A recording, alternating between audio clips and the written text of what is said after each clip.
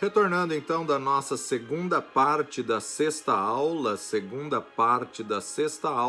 nós vamos observar agora o ministério de Paulo, né?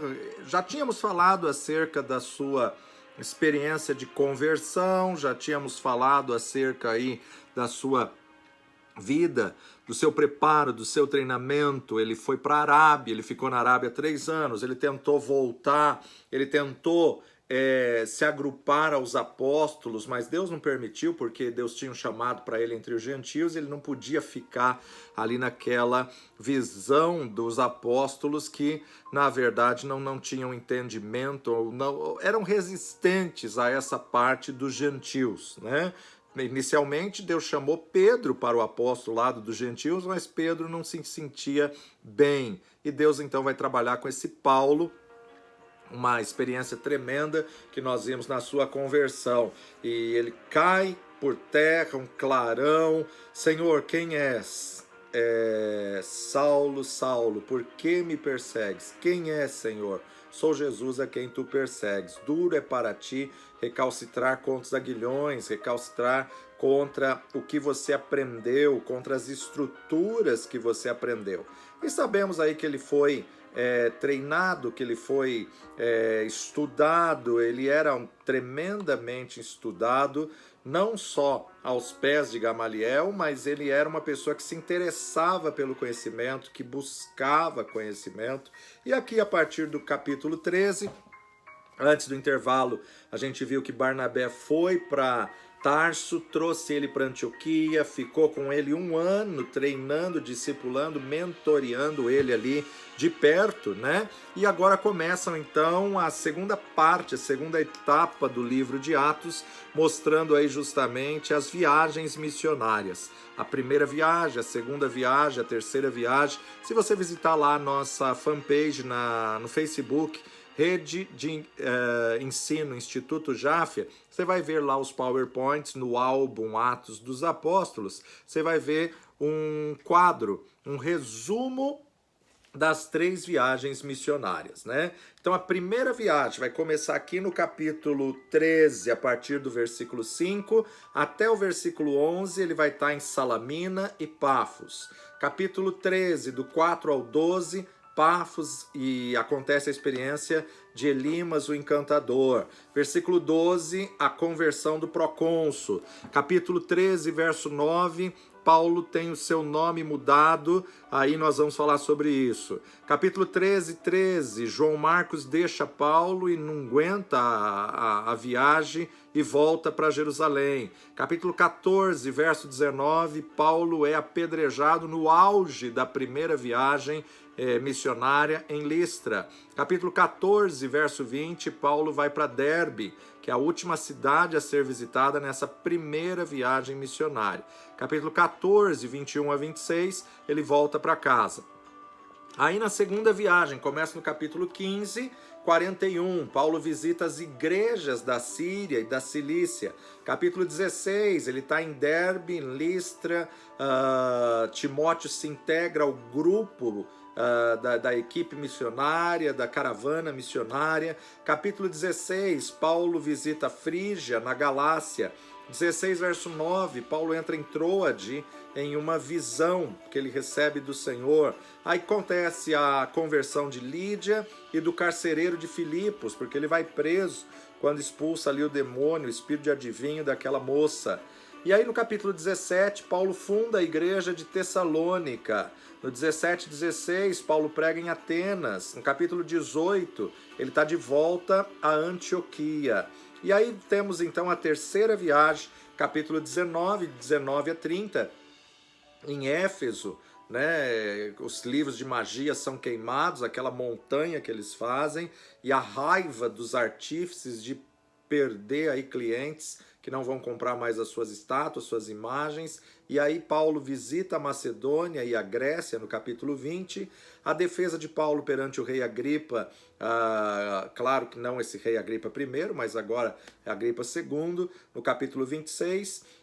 Capítulo 27, de 26 a 44, Paulo sofre um naufrágio, e no capítulo 28 ele vai parar na ilha de Malta, né? E acontece ali a cura do homem que estava enfermo, e também a víbora que vem para sua mão. E aí no capítulo 28, 16, Paulo chega em Roma, e as últimas palavras do apóstolo Paulo ali na questão, quando ele vai escrever a carta, segunda carta a Timóteo, né? Então vamos falar um pouquinho acerca da sua escolha, sua separação, acerca da sua primeira viagem missionária, e lá na nossa fanpage, Rede de Ensino Instituto Jaffa, você tem os mapas das viagens missionárias. Você pode copiar, compartilhar, usar para suas aulas, como você desejar. Capítulo 13. Barnabé e Saulo são enviados pela igreja de Antioquia, a primeira viagem missionária de Paulo. Outras viagens já aconteceram, como você já acompanhou até aqui nesses 12 primeiros capítulos do livro de Atos. Na igreja que estava em Antioquia, havia alguns profetas e doutores, a saber, Barnabé, Simeão chamado Níger, Lúcio Cirineu, Manaém, que fora criado com Herodes, o tetrarca, e Saulo. Então temos aqui 5 personagens. Servindo eles, ou ministrando eles ao Senhor e jejuando, disse o Espírito Santo: separai-me, ou seja, apartai-me, separai-me a Barnabé e a Saulo para a obra que eu os tenho chamado. Separai-me a Barnabé e a Saulo. Era comum escrever aqui no sentido da escrita literária, da cultura grega, colocar primeiro por ordem e hierarquia o primeiro nome mais importante. Barnabé vai na liderança, começa na liderança dessa primeira viagem. Separai-me, apartai-me a Barnabé e a Saulo para a obra que eu os tenho chamado. Enviar com uma missão é apostolado. Enviar com um propósito é apostolado. Então, jejuando e orando e pondo sobre eles as mãos, os enviaram, os despediram. Veja que não derramaram óleo, não ungiram, porque no Novo Testamento não tem a unção com óleo para reconhecer ofícios. No Novo Testamento, a unção com óleo era para a cura de enfermos. No Novo Testamento, o Espírito Santo já está em você, então não havia necessidade de derramar óleo. Saulo e Barnabé pregam em Chipre, Elimas, o encantador. Então aqui nós vemos Barnabé e Saulo. Barnabé ainda está introduzindo Saulo. Ele acompanhou ele num ano de ministério em Antioquia. Nas Bíblias de estudo você vai ver que a maioria delas, as viagens de Paulo, a linha vermelha vai continuar mostrando aí as cidades que ele passa nessa primeira viagem. Bom, lá no capítulo 9, aonde tem a conversão dele, nós vamos ver que logo depois da sua conversão, ele já começa a ser perseguido. Ele não é aceito nem pelos fariseus, nem pelos judeus e nem pelos apóstolos, né? Já começa ali um treinamento, um preparo. Vamos rever lá, 9:23. Tendo passado muitos dias, os judeus tomaram conselhos entre si para o matar, mas as suas ciladas vieram ao conhecimento de Saulo, e como eles guardavam as portas, tanto de dia como de noite, para poderem tirar-lhe a vida, tomando-o de noite, os discípulos o desceram por um cesto pelo muro. Então a gente já vê aqui essa situação de perseguição. Quando Saulo chegou a Jerusalém, procurava juntar-se aos discípulos, mas todos o temiam, não crendo que fosse discípulo, não crendo que realmente tivesse tido uma conversão. Então, primeiro passo, logo depois da sua conversão já começa a ser perseguido. Segundo passo, Barnabé que vai mentoreá-lo, Barnabé que vai apresentá-lo aos apóstolos, Barnabé que vai acreditar na experiência dele. Capítulo 11, verso 22, Barnabé vai atrás dele em Tarso para poder ficar com ele um ano em Antioquia. Chegou a fama dessas coisas aos ouvidos da igreja que estava em Jerusalém e enviaram Barnabé até Antioquia, o qual, quando chegou e viu a graça de Deus, se alegrou e exortou a todos a que com firmeza de coração permanecessem no Senhor, porque era homem de bem, cheio do Espírito Santo e de fé, e muita gente se uniu ao Senhor. Barnabé partiu para Tarso a buscar Saulo. Achando, o conduziu para Antioquia. Então a gente vai ver aqui, Barnabé é um homem cheio de fé, cheio do poder de Deus, cheio de temor do Senhor, de conhecimento e discernimento. Barnabé busca Saulo em Tarso e traz ele para Antioquia e treina ele, discipula ele, trabalha nele e com ele. Começa a fortalecer a igreja e aí então a gente vê que realmente começa algo tremendo, glorioso, esse treinamento, essa forma de preparar esse apóstolo do Senhor. Depois então, Paulo e Barnabé ficam aproximadamente aí 1 ano em Antioquia, colocando os fundamentos, trazendo as bases, aprendendo, entendendo, tirando dúvida e discipulando as pessoas. E lá na frente você vai ver que na igreja existem alguns profetas e alguns mestres. Por quê? Porque foi uma igreja que tinha base, uma igreja que tinha alicerce, uma igreja que tinha fundamento, uma igreja que tinha palavra. Uma igreja com palavra e com fundamento faz missões. Uma igreja com palavra e com fundamento sai para cumprir o ID, para cumprir o chamado, para ir por todo mundo e pregar o evangelho a toda criatura. Olha o verso 26 de Atos 11. Sucedeu que todo 1 ano se reuniram naquela igreja, ensinaram muita gente. Em Antioquia foram os discípulos pela primeira vez chamados de cristãos. Naqueles dias desceram profetas de Jerusalém para Antioquia e levantando-se um deles por nome Ágabo, dava a entender pelo Espírito que haveria uma grande fome no mundo, em todo o mundo, e isso aconteceu no tempo de Cláudio. Agora veja só, capítulo 13. Na igreja que estava em Antioquia, havia alguns profetas e doutores, mestres, a saber, Barnabé, Simeão chamado Níger, Lúcio, Cirineu, Manaém, que fora criado com Herodes, o tetrarca, e Saulo, servindo eles ao Senhor, servindo eles e jejuando, o Espírito Santo lhes diz: separai-me a Barnabé e a Saulo para a obra que eu os tenho chamado. Vem um período de fome, a igreja de Antioquia envia provisão ali às igrejas, além de pregar a palavra, estava suprindo as necessidades sociais, estava suprindo a necessidade de alimento. Aí você vê o progresso do crescimento, da maturidade, da conversão de Saulo, né? O preparo. Houve uma estratégia, criar bases, e as pessoas estão sendo treinadas e discipuladas. Se quisermos ter uma igreja grande, tem que começar a treinar os seus líderes. A igreja não cresce se não houver treinamento, a igreja não cresce se não houver discipulado, a igreja não alcança o potencial que ela tem se não houver discipulado. Só que tem ministério que pensa, não, eu vou só pregar o evangelho, eu não quero discipular, eu quero só pregar o evangelho. Não. A grande comissão ela é completa. Ide por todo mundo e pregai o evangelho a toda criatura e fazei discípulos de todas as nações. Então eu tenho que treinar as pessoas para que elas continuem frutificando. Porque Paulo foi treinado, bem embasado é que ele frutifica. Então primeiro você tem que pregar o evangelho, já discipular e já treinar para que as pessoas conheçam a verdade do evangelho. Primeiro eu tenho que criar um fundamento, uma estrutura para depois enviar. Não adianta enviar um candidato despreparado, porque ele não vai ter resposta para as perguntas que vão lhe fazer no campo. Não adianta enviar um neófito, um novato na fé. A pessoa tem que ter fundamento, alicerce. Precisamos trazer um crescimento na liderança para que haja um crescimento no rebanho. E aí então nós vamos ver o início da primeira viagem missionária de Barnabé e Saulo. Inicialmente Barnabé se destacando, indo na frente. Saulo e Barnabé pregam em Chipre, Elimas, o encantador. Vamos analisar isso daqui a partir do verso 4.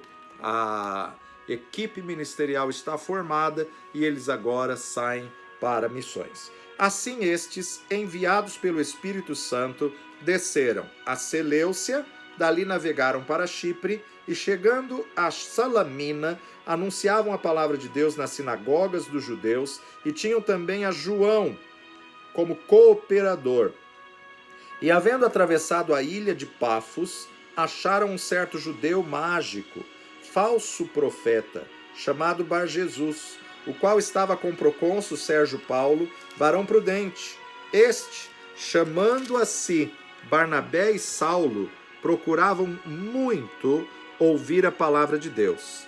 Mas resistia-lhe Elimas, o encantador, porque assim se interpreta o seu nome, procurando apartar da fé o procônsul.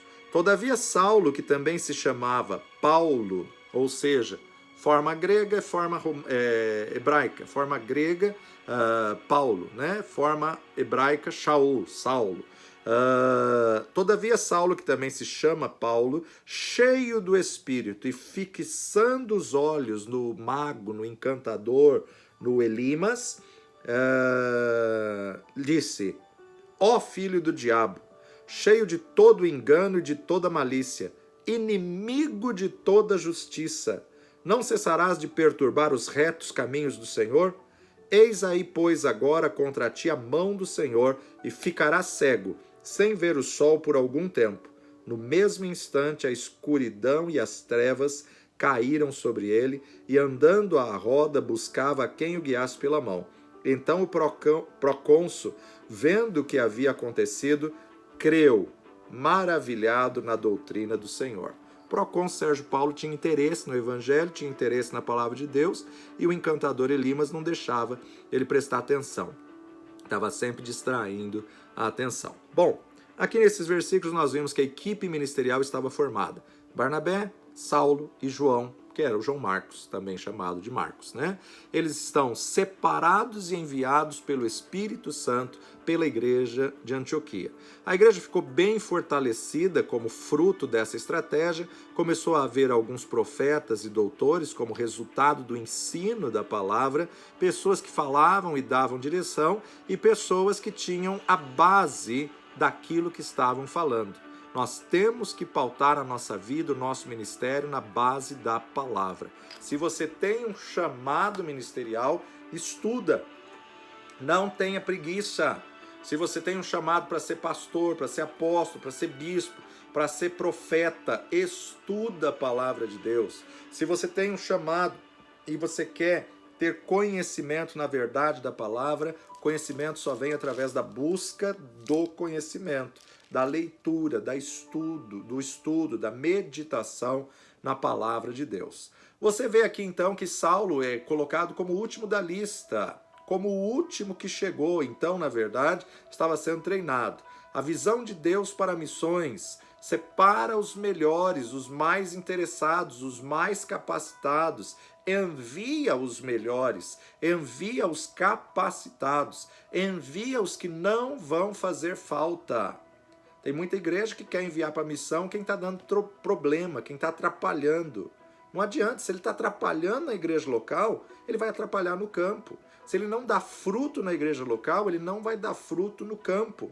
Não adianta, se ele não é frutífero na casa, ele não deve ser enviado. Tem muitas pessoas que acham ou querem convencer seus pastores que tem um chamado missionário, um chamado evangelístico e que falam que só vão dar fruto quando estiverem no campo. Esses são candidatos reprovados, nunca deveriam ser enviados.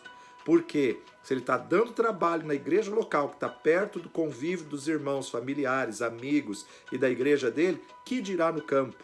Né? Pessoas que querem se encostar na obra e que vão para o campo e não vão frutificar. Se ele está dando problema na igreja local, ele está reprovado para ser enviado. Se ele não consegue emprego, se ele não se esforça. Tem gente que quer mudar o mundo, mas não dobra nem a coberta que acabou de dormir, não arruma nem a cama. Como que quer mudar o mundo se você não faz nada? Então, na verdade, nós temos que entender que temos que florescer onde estamos plantados. Se frutificarmos ali, somos aprovados para sermos enviados. Quantas pessoas que não se esforçam, não dão certo para nada, não termina um curso, não faz um curso completo, não faz uma faculdade, não estuda, não tem um emprego, aí fala, vou ser enviado para missões, para ser sustentado pela igreja. Tremendo erro do pastor, do líder, porque se dão problema na igreja local, vão dar problema maior ainda no campo. Então não adianta mandar para missões para se livrar. Por quê? Porque vai dar problema no campo, e aí está a distância e a situação vai ser pior. Então a visão missionária de Deus é se preparar, se capacitar, frutificar, para depois então você ser enviado. Não é para mandar o resto, é para mandar o melhor. Não é para mandar quem tem vontade, é para mandar quem está preparado. É para mandar quem realmente tenha um chamado de Deus para alcançar povos de toda tribo, língua, raça, povos e nações.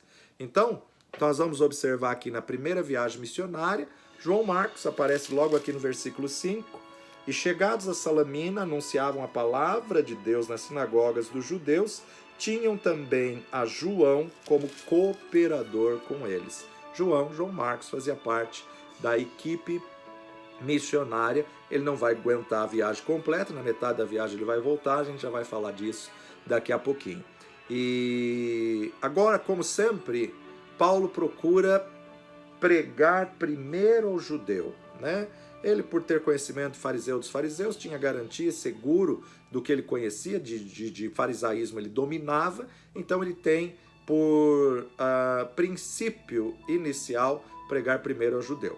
Logo no princípio da primeira viagem missionária, saíram de Antioquia, vão para uma grande ilha chamada Chipre, que tem a pequena cidade chamada Salamina, atravessam a ilha, vão para Pafos, e de Pafos eles vão para Perge, de Perge eles vão para Antioquia, agora é a Antioquia da Pisídia, porque eles saem da Antioquia da Síria, agora é a Antioquia da Pisídia, e de Antioquia eles vão para Icônio, de Icônio eles vão para Listra, de Listra para Derbe, e aí começa o retorno, confirmando em todos os lugares os obreiros que eles já tinham levantado. De Derbe eles voltam para Listra, de Listra eles voltam para Icônio, de Icônio para Antioquia, de Antioquia Perge, passam em Atalaia e vêm direto para Seleucia. Bom, a estratégia inicial era sair pelas cidades, de cidade em cidade, fundando igrejas.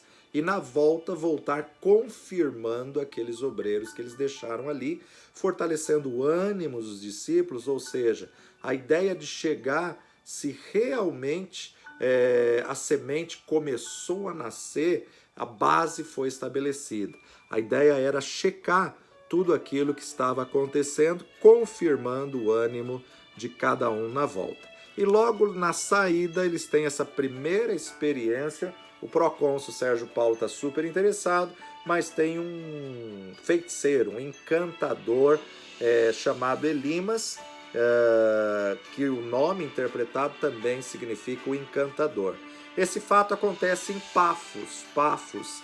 Existia uma legalidade maligna nesse Elimas que resiste e colocava dúvida no procônsul, claro, com interesses financeiros. Com certeza esse procônsul já tinha contratado ele, pago ele para alguns trabalhos de feitiçaria. Agora, a partir daqui, nós vamos ver o nome sendo trocado para Paulo, não por uma experiência. Saulo, também chamado de Paulo. Saulo, que também se chama Paulo. Por dois motivos. Primeiro deles, Saulo, um nome hebraico, Paulo, um nome grego. Saulo, Shaul, não tinha uma boa fama, todo mundo sabia que ele era perseguidor, que ele perseguia, e todo mundo vem vindo Saulo para pregar, ninguém ia para o culto. Então ele troca simplesmente de interpretação do hebraico para o grego, tá? E agora então o seu ministério começa a despontar logo no início da primeira viagem. Saulo não mediu palavra para poder confrontar esse encantador. Saulo não mediu adjetivos para chamar ele de filho do diabo. Em outras palavras, ele estava dizendo, olha, eu já te dei tempo suficiente para você parar e você não parou. Então, na verdade, aquele que resistiu o procônsul, testemunho dele, convenceu, na verdade, diante dessa atitude. Não só por confrontar o erro, confrontar o pecado, mas por declarar. Eu vou orar e você vai ficar cego por um tempo para você ver que Deus é o Deus Todo-Poderoso. Instantaneamente o homem fica cego e ali naquela situação, então, o procônsul confessa o Evangelho, confessa aí a crença em Cristo Jesus, e aí a gente vê uma situação surpreendente. Esse procônsul, governador romano, é convencido e aí então a gente vê algo maravilhoso.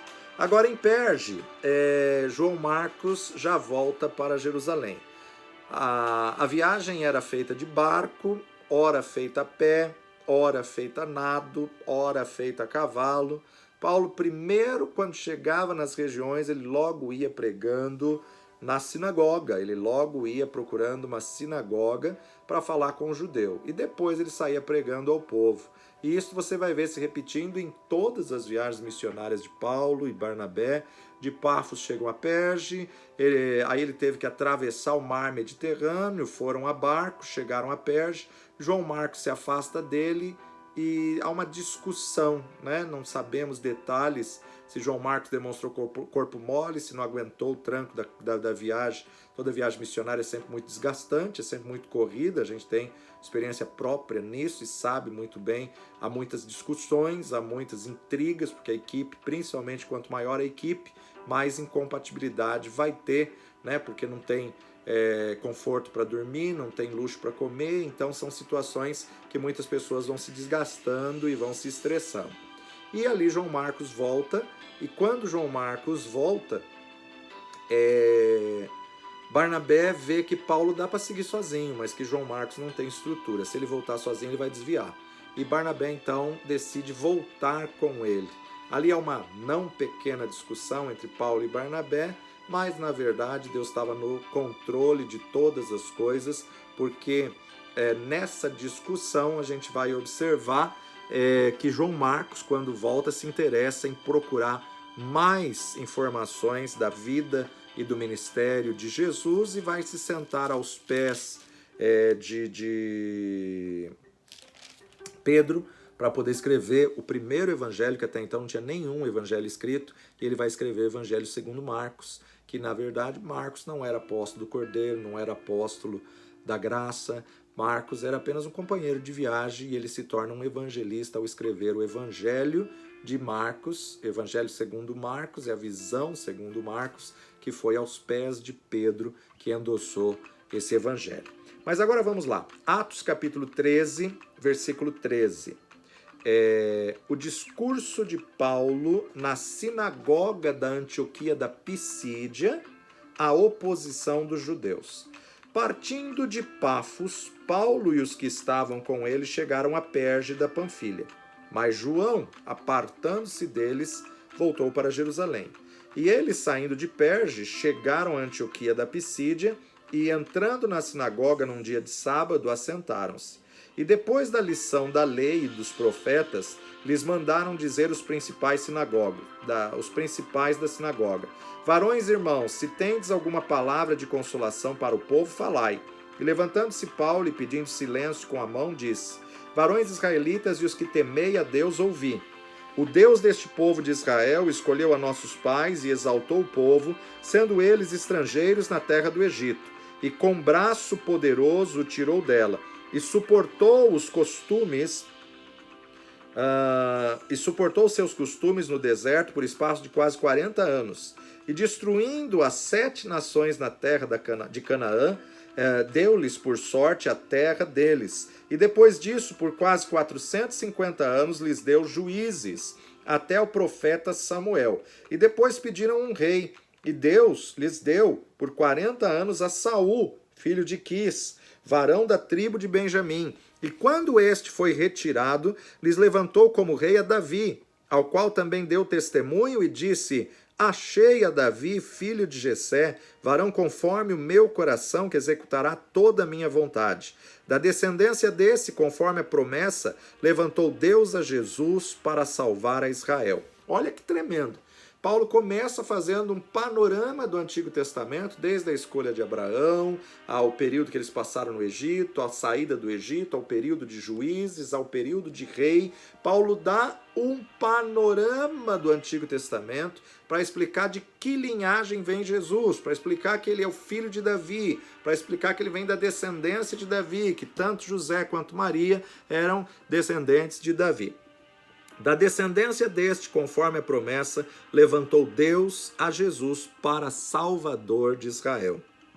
Tendo primeiramente João, antes da vinda dele, pregado a todo o povo de Israel o batismo de arrependimento. o Elias que haveria de vir, que haveria de preparar o caminho, endireitar as veredas, a voz que clama no deserto. Mas João, quando completava a carreira, disse: quem pensais vós que eu sou? Eu não sou o Cristo, mas eis que após mim vem aquele a quem não sou digno de desatar as sandálias dos seus pés. Varões, irmãos, filhos da geração de Abraão, e os que dentre vós temem a Deus, a vós vos é enviada a palavra desta salvação, por não terem conhecido a este os que habitavam em Jerusalém, e os seus príncipes condenaram-no, cumprindo assim as vozes dos profetas que se leem todos os sábados. E embora não achassem alguma causa de morte, pediram a Pilatos que ele fosse morto. E havendo eles cumprido todas as coisas que dele estavam escritas, tirando-o do madeiro, o puseram na sepultura. Mas Deus o ressuscitou dos mortos. Deus o ressuscitou dos mortos. E ele, por muitos dias, foi visto pelos que subiram com ele da Galiléia a Jerusalém, e são suas testemunhas para com o povo. E nós vos comunicamos que a promessa que foi feita aos pais, Deus a cumpriu a nós, seus filhos, ressuscitando a Jesus, como também está escrito no Salmo 2: meu filho és tu, hoje te gerei. E o que ressuscitaria dos mortos para nunca mais tornar à corrupção, disse-o assim: as santas e fiéis bênçãos de Davi vos darei. Pelo que também em outro salmo diz: não permitirás que o teu santo veja corrupção. Porque, na verdade, tendo Davi no seu tempo servido conforme a vontade de Deus, dormiu e foi posto junto de seus pais e viu a corrupção. Mas aquele a quem Deus ressuscitou, nenhuma corrupção viu. Ou seja, seu corpo não entrou em decomposição.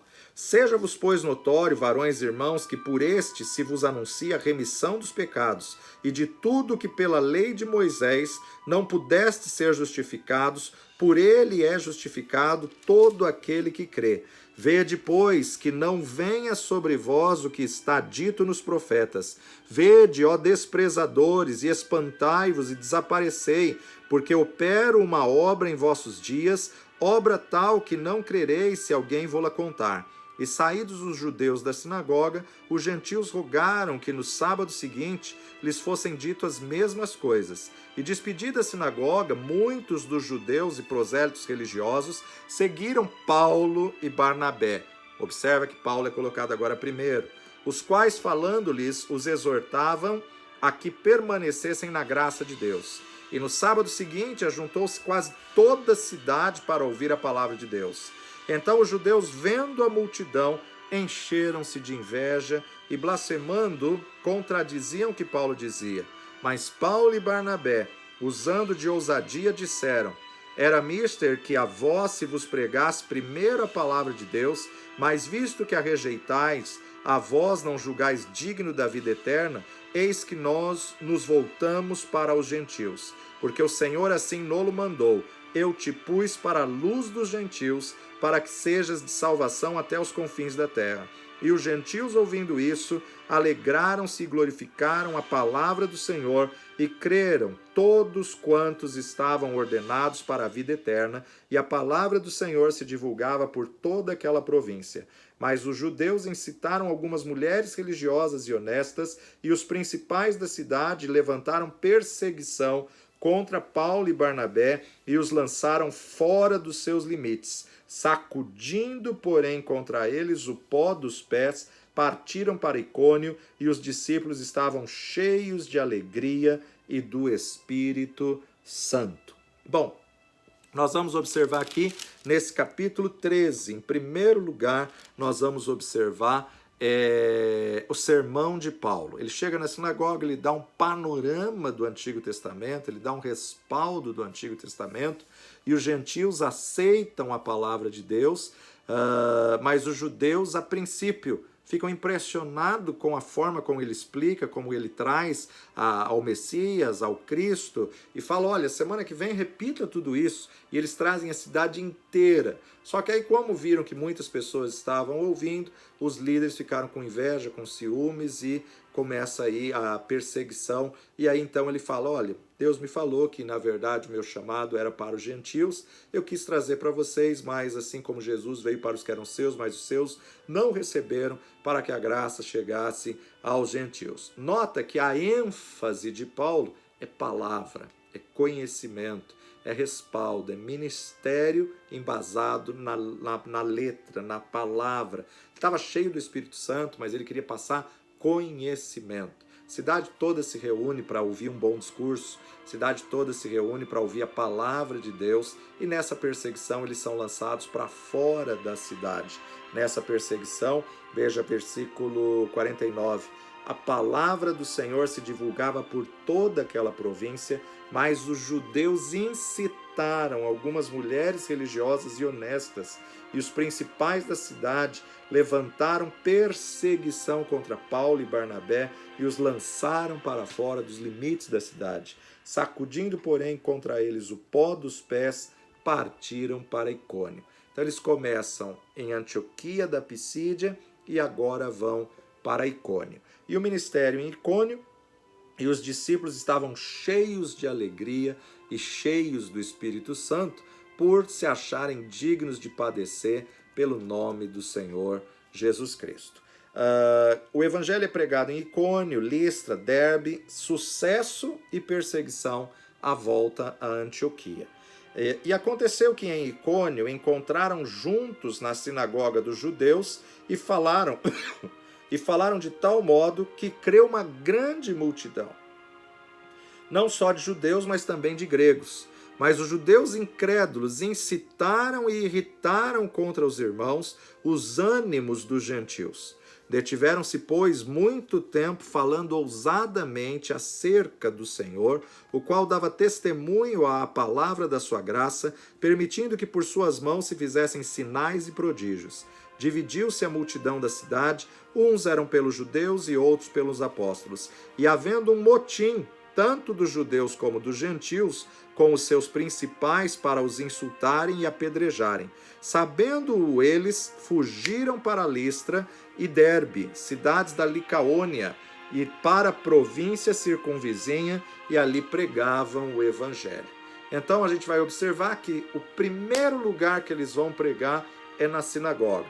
Paulo chegava na cidade, ele tinha mais segurança de pregar na sinagoga, porque ele conhecia todo o trânsito da sinagoga e dominava a questão do farisaísmo, ele dominava, por ser fariseu dos fariseus. Paulo novamente vai para o judeu, para pregar primeiramente para o judeu, e os judeus novamente se levantam contra o seu ministério.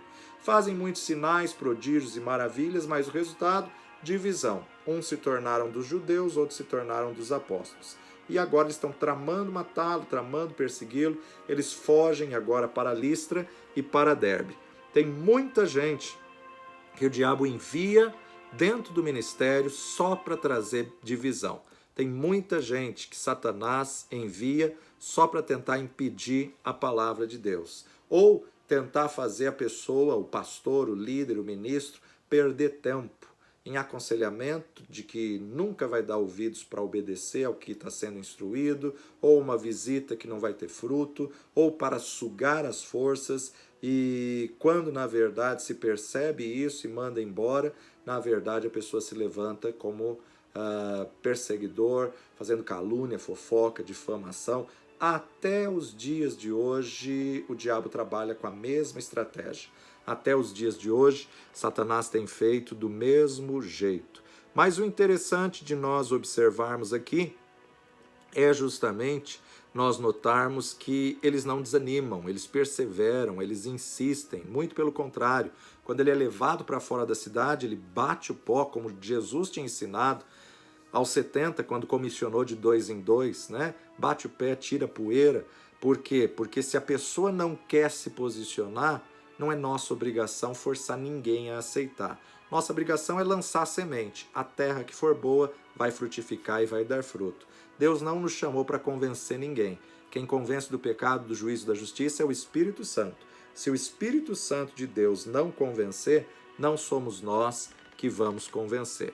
Não somos nós que vamos fazer a pessoa acreditar, fazer a pessoa aceitar. Então, nossa obrigação não é convencer ninguém. Veja, verso 7, né? Ali pregavam o evangelho, e estando assentado em Listra, um certo varão leso dos pés, coxo, desde o dia do seu nascimento, o qual nunca tinha andado.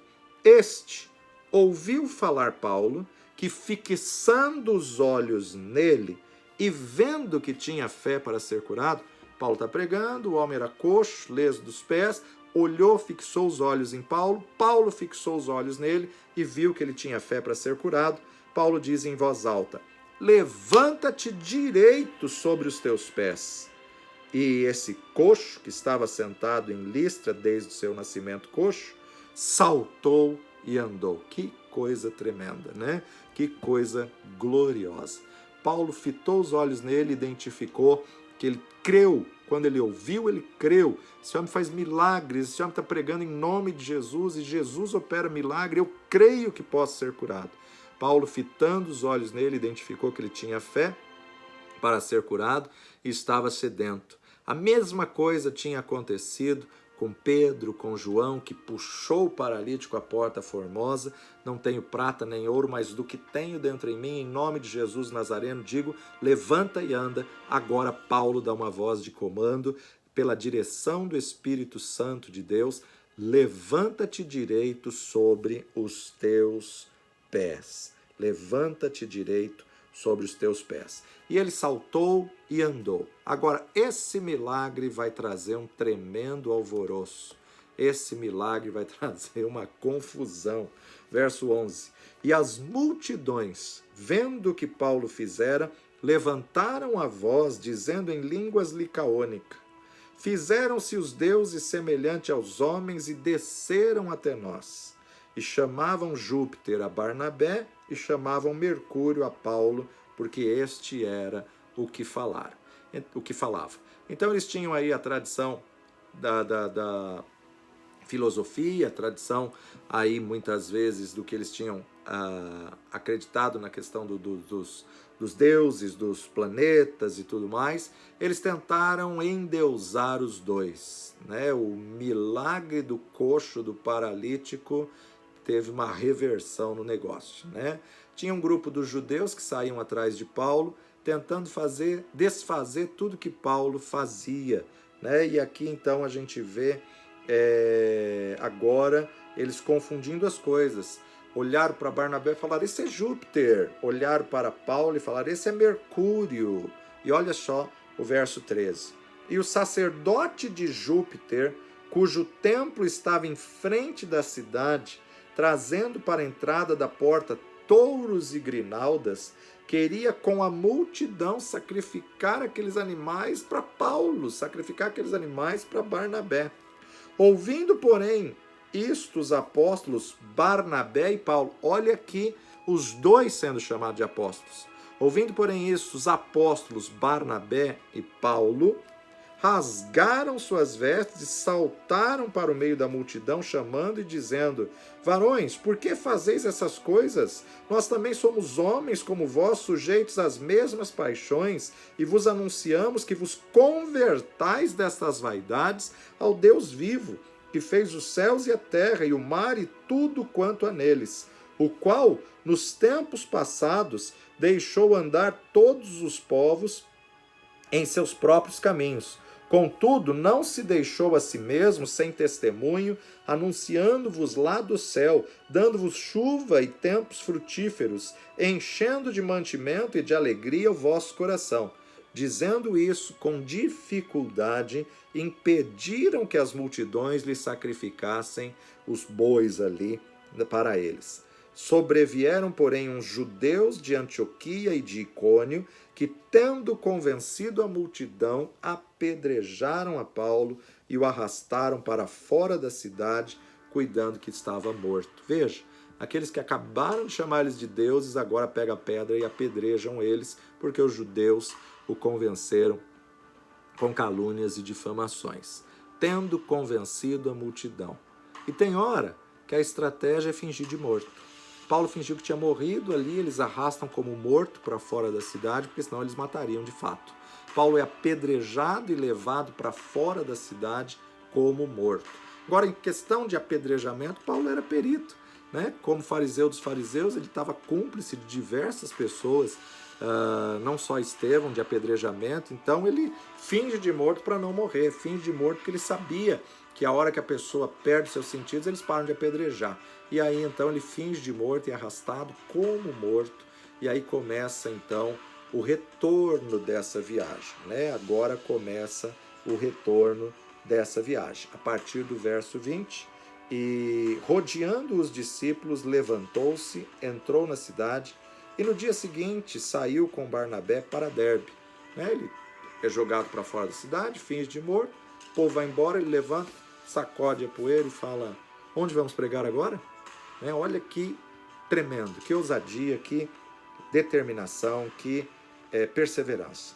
Tendo anunciado o evangelho naquela cidade e feito muitos discípulos, voltaram para Listra, para Icônio, para Antioquia. Então fizeram trajetória de ida e agora estão voltando da primeira viagem missionária, parando em Antioquia, da onde eles tinham saído. O que eles faziam quando eles voltavam? Confirmando o ânimo dos discípulos e exortando-os a permanecer na fé, pois que, por muitas tribulações, importa-nos entrar no reino de Deus. Confirmando o ânimo, porque por muitas tribulações nos importa entrar no reino de Deus. Então, o evangelho que pregamos tem lutas, tem tribulações, tem adversidades, mas tem uma promessa: persevera, vai até o fim. Havendo-lhes por comum consentimento eleito anciãos em cada igreja, orando com jejuns, os encomendaram ao Senhor em que haviam crido, passando depois por Pisídia, dirigiram-se a Panfilha, e tendo anunciado a palavra em Perge, desceram a Atália, e dali navegaram para Antioquia, de onde tinham sido recomendados à graça de Deus para a obra que já haviam cumprido. Quando chegaram e reuniram a igreja, relataram quão grandes coisas Deus fizera por eles e como abrira aos gentios a porta da fé, e ficaram ali não pouco tempo com os discípulos. Capítulo 15 vai ter a reunião do concílio em Jerusalém, para eles tirarem algumas dúvidas. Capítulo 16, aí no capítulo 15 ainda, Paulo e Barnabé vão se separar, Barnabé decide ficar com João Marcos, Barnabé queria levar João Marcos para a segunda viagem, e Paulo então vai falar, não, ele não aguentou a primeira, né? Então, na verdade, ali Barnabé decide ficar com João Marcos e Paulo segue adiante a partir da segunda viagem. Mas aqui então, nesse versículo 20, 21, começa o retorno, começa a volta da primeira viagem missionária. Eles foram até um ponto e agora eles voltam até chegar a Antioquia da Síria. E chegam e reúnem a igreja e dão um relatório e se alegram, a igreja se alegra do que Deus estava operando entre os gentios, do que Deus estava fazendo, mas não ficam muito tempo. Né? Eles voltam para prestar contas, e sempre que somos enviados com uma responsabilidade, temos que prestar um relatório. Sempre que alguém é enviado para uma obra, para uma missão, para uma viagem, tem que voltar e prestar contas, tem que voltar e apresentar um relatório. Devemos assumir uma autoridade junto da igreja, a igreja que enviou, que financiou, que sustentou, que ofertou, ela tem que ter relatório, ela tem que ter prestação de contas para que possa fechar então esse ciclo da obra que foi enviado a fazer. Junto com a autoridade vem a capacitação, e junto com a capacitação eu tenho a responsabilidade de prestar contas àquela igreja ou àquela pessoa que financiou, que sustentou a obra. Muitas pessoas na igreja querem autoridade, mas não querem assumir responsabilidade. Toda autoridade que você recebe, você tem que prestar satisfação e tem que prestar contas. Primeiro tem que se ter a responsabilidade para então depois exercer a autoridade. Nós estamos encerrando hoje aqui, amanhã a gente continua dando um resumo dessa primeira viagem missionária, falando um pouquinho sobre a reunião do concílio, o concílio que vai acontecer em Jerusalém, e depois falando sobre a segunda viagem missionária de Paulo. Pai de amor e Deus bendito, te louvamos, ó Pai, por essa experiência, esse chamado que Paulo teve, através da sua garra, da sua determinação e do seu ministério, sabemos que o Evangelho chegou até nós. Te louvamos pela tua fidelidade, ó Pai, porque até hoje o Senhor continua levantando homens e mulheres. Desperta em cada um o teu chamado, a chama do teu Espírito, para que possamos, ó Pai, obedecer à grande comissão e possamos saber como ouvirão se não há quem pregue, como pregarão se não forem enviados. Guarda cada um, dá-nos sabedoria e entendimento na verdade da tua palavra, no precioso nome de Jesus. Amém e amém. Fique firme, estamos aí estudando o livro de Atos, versículo por versículo. Que Deus te abençoe.